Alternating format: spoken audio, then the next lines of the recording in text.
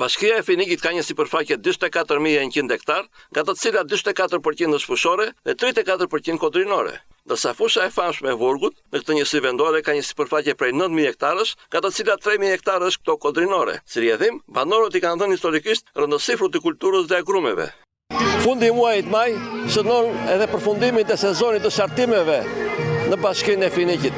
Janë shumë specialistë të cilët ushtrojnë profesionin e shartusit, por janë të rrallë ata të cilët e ushtrojnë në formë dhe në mënyrë profesionale.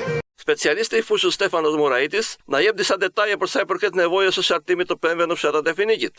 Në këtë periudhë shartohen të gjitha frutoret, siç janë ullinjt, nerezat edhe shumë pemë të tjera.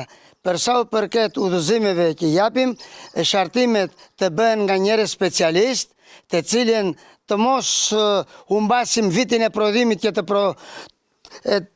të bëjmë provë herën e parë dhe post nazuri vitin e ditë, zgjedhim njerëz që janë specialistë dhe kanë eksperiencë, të marrim mbi shartorët, se kur bëjmë shartimin themi nën shartorë, do të thënë ajo që ishte egër ose duam të ndrojmë varitetin, edhe mbi shartori është ajo që do të na japë prodhimin e të ardhmën. Mbi shartorët të jenë të cilësisë të mirë, të jetë kohë mirë, të ketë lagështi të lëvizjes së lengjeve nga sistemi toksor drejt të trungut, edhe janë këto momentet, janë temperaturat dhe momentet më të mira që shartimi të ketë rezultat.